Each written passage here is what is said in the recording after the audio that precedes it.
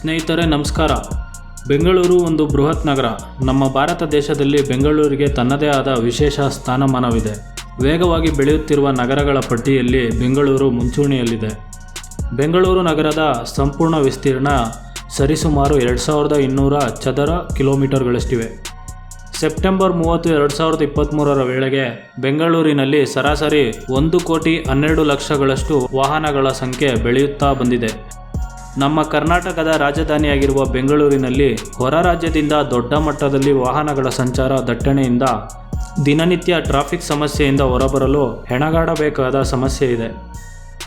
ಅದರಲ್ಲೂ ಬೆಂಗಳೂರು ನಗರದಲ್ಲಿ ಪ್ರತಿನಿತ್ಯ ಟ್ರಾಫಿಕ್ ಕಾರಣದಿಂದಾಗಿ ಒಂದು ಕಡೆಯಿಂದ ಮತ್ತೊಂದು ಕಡೆಗೆ ಸಂಚರಿಸಬೇಕಾದರೆ ಗಂಟೆಗಳೇ ಕಳೆದು ಹೋಗುತ್ತವೆ. ಈ ಕಾರಣಕ್ಕೆ ಟ್ರಾಫಿಕ್ ಸುಧಾರಣೆ ಮಾಡುವ ಉದ್ದೇಶದಿಂದ ದಶಕಗಳಿಂದ ಹಲವಾರು ಯೋಜನೆಗಳನ್ನು ಜಾರಿಗೆ ತರುವ ಮಾತುಕತೆಗಳು ನಡೆಯುತ್ತಲೇ ಇರುತ್ತವೆ. ಆದರೆ ಯಾವುದೇ ಯೋಜನೆಗಳು ಜಾರಿಗೆ ಬರುವಲ್ಲಿ ಯಶಸ್ವಿಯಾಗಿಲ್ಲ. ಇಂತಹ ಹಲವಾರು ಯೋಜನೆಗಳಲ್ಲಿ ಒಂದಾದ ಬೆಂಗಳೂರು ಪೆರಿಫೆರಲ್ ರಿಂಗ್ ರೋಡ್ ಯೋಜನೆಯ ಬಗ್ಗೆ ಸಂಕ್ಷಿಪ್ತ ವಿಚಾರಗಳನ್ನು ಈ ವಿಡಿಯೋ ಮೂಲಕ ತಿಳಿಸುತ್ತೇವೆ. ಹಾಗಾಗಿ ಈ ವಿಡಿಯೋವನ್ನು ಕೊನೆಯವರೆಗೂ ನೋಡಿ.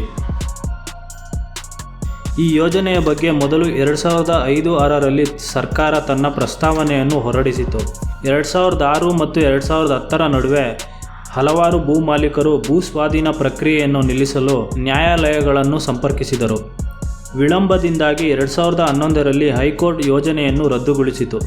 ನಂತರ ಸರ್ಕಾರವು ರಸ್ತೆಯ ಉದ್ದವನ್ನು 65 ಕಿಲೋಮೀಟರ್ಗಳಿಗೆ ಬದಲಾಯಿಸಿತು ಮತ್ತು ಭೂಮಿಯನ್ನು ಸ್ವಾಧೀನಪಡಿಸಿಕೊಳ್ಳಲು ನ್ಯಾಯಾಲಯದ ಅನುಮತಿಯನ್ನು ಕೋರಿತು.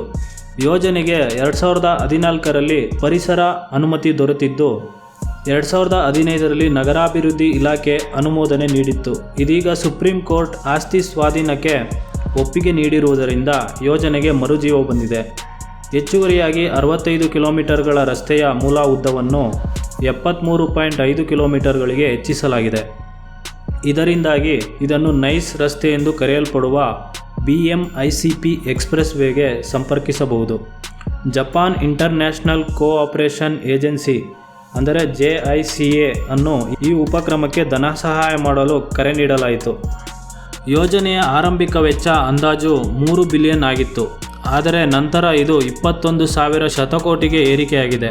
ಈ ಹೆಚ್ಚಳದ ಬಹುಪಾಲು ಭೂಮಿ ಖರೀದಿಗೆ ಕಾರಣವಾಗಿದೆ. Bengaluru peripheral ring road 8 lane ಸಂಪೂರ್ಣವಾಗಿ ನಿಯಂತ್ರಿತ ಎಕ್ಸ್ಪ್ರೆಸ್ ವೇ ಆಗಿದ್ದು ಇದರಲ್ಲಿ 6 ಲೇನ್ ಮಾತ್ರ ಸಂಪೂರ್ಣ ಬಳಕೆ ಮಾಡಲಾಗುತ್ತದೆ. ಉಳಿದ 2 ಲೇನನ್ನು ಫುಟ್ಪಾತ್ ಮತ್ತು ಸೈಕಲ್ ಓಡಾಡುವಿಕೆಗೆ ಬಳಸಲಾಗುತ್ತದೆ.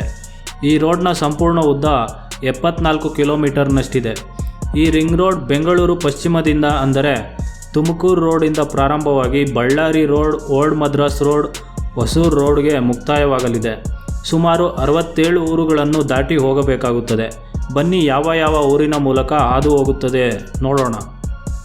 ಮಾದನಾಯಕನಹಳ್ಳಿ, ಹನುಮಂತಸಾಗರ, ಕುದ್ರಾಗೆರೆ, ತಮ್ಮೇನಹಳ್ಳಿ, ಚಿಕ್ಕಬಾಣವಾರ, ಸೋಲದೇವನಹಳ್ಳಿ, ಕೆಂಪಾಪುರ, ಕಾಲತಮ್ಮನಹಳ್ಳಿ, ಕಸಗಟ್ಟಪುರ, ಬ್ಯಾಲ್ಕೆರೆ, ಮಾವಳ್ಳಿಪುರ, ಲಿಂಗರಾಜಪುರ, ಚಾರಕಬಂಡೆಕಾವಲು, ರಾಮಗೊಂಡನಹಳ್ಳಿ, ಅವಲಹಳ್ಳಿ, ಹಾರೋಹಳ್ಳಿ, ಕೆಂಚೇನಹಳ್ಳಿ, ವಾಸುದೇವಪುರ, ವೆಂಕಟಾಲ, ಮಂಚೇನಹಳ್ಳಿ, ವಡೇರಾಪುರ, ಕೋಗಿಲು, ಅಗ್ರಹಾರ, ತಿರುಮೇನಹಳ್ಳಿ, ಚೊಕ್ಕನಹಳ್ಳಿ, ಕಟ್ಟಿಗೇನಹಳ್ಳಿ, ನಾಗೇಶ್ವರ, ನಾಗೇನಹಳ್ಳಿ, ಕೊತ್ತನೂರು, ಹಗದೂರು, ಚಿಕ್ಕಗುಬ್ಬಿ, ದೊಡ್ಡಗುಬ್ಬಿ, ಬಿಲೇಶಿವಾಳಿ, ವಡೇರಹಳ್ಳಿ, ರಾಂಪುರ, ಅಡೂರು, ಬೀದೇರಹಳ್ಳಿ, ಹಿರಂಡಹಳ್ಳಿ, ಚೀಮಸಂದ್ರ, ಅವಲಹಳ್ಳಿ, ಬಿದಿರೇನ ಅಗ್ರಹಾರ, ದೊಡ್ಡಬಾನಹಳ್ಳಿ, ಕನ್ನಮಂಗಲ, ಚಿಕ್ಕಬಾನಹಳ್ಳಿ,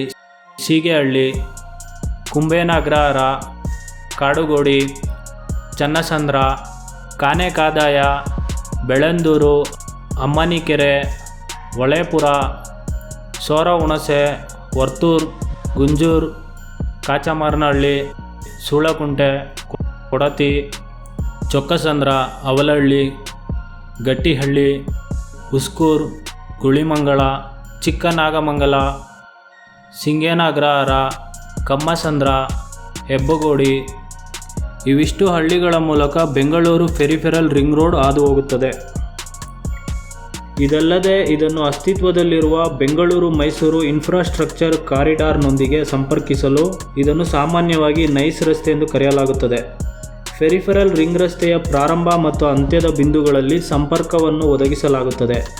ಎರಡು ತುದಿಗಳಲ್ಲಿ ಸಂಪರ್ಕ ಸಹಾಯದಿಂದ ಅಸ್ತಿತ್ವದಲ್ಲಿರುವ ನೈಸ್ ರಸ್ತೆಯೊಂದಿಗೆ ಸಂಪೂರ್ಣ ಲೂಪ್ ಅಥವಾ ರಿಂಗ್ ಅನ್ನು ರಚಿಸಲಾಗುತ್ತದೆ.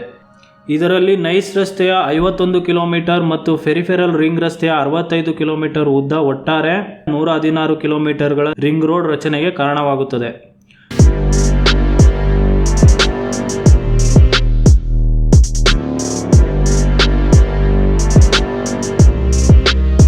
ಬೆಂಗಳೂರು ಫೆರಿಫೆರಲ್ ರಿಂಗ್ ರೋಡ್ ನಿರ್ಮಾಣಕ್ಕಾಗಿ 36,000ಕ್ಕೂ ಹೆಚ್ಚು ಮರಗಳನ್ನು ಕಡಿಯಬೇಕಿದೆ.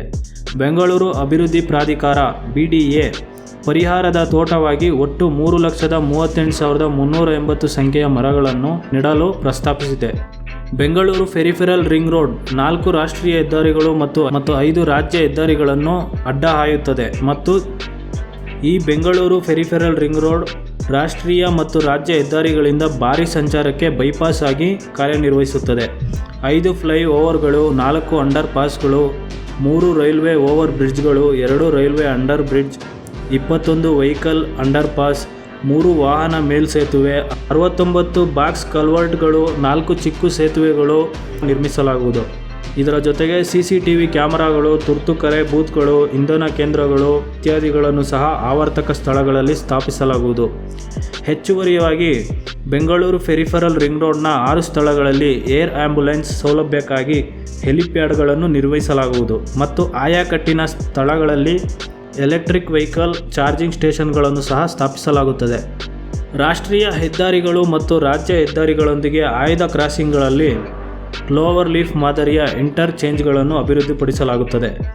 ಬೆಂಗಳೂರು ಫೆರಿಫೆರಲ್ ರಿಂಗ್ ರೋಡ್ ನಿರ್ಮಾಣಕ್ಕಾಗಿ ಒಟ್ಟಾರೆ 1,036 ಹೆಕ್ಟೇರ್ ಭೂಮಿಯನ್ನು ಸ್ವಾಧೀನಪಡಿಸಿಕೊಳ್ಳಲಾಗುವುದು.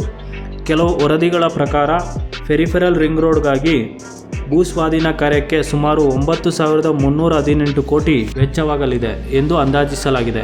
ಇದರ ಜೊತೆಗೆ ಫೆರಿಫೆರಲ್ ರಿಂಗ್ ರಸ್ತೆಯ ಸಿವಿಲ್ ನಿರ್ಮಾಣ ವೆಚ್ಚವು 5,600 ಕೋಟಿಗಳಷ್ಟು ವೆಚ್ಚವಾಗಲಿದೆ. 74 ಕಿಲೋಮೀಟರ್ ಫೆರಿಫೆರಲ್ ರಿಂಗ್ ರೋಡ್ ನಿರ್ಮಾಣದ ಒಟ್ಟು ವೆಚ್ಚವು 14,934 ಕೋಟಿಗಳಷ್ಟಾಗುತ್ತದೆ.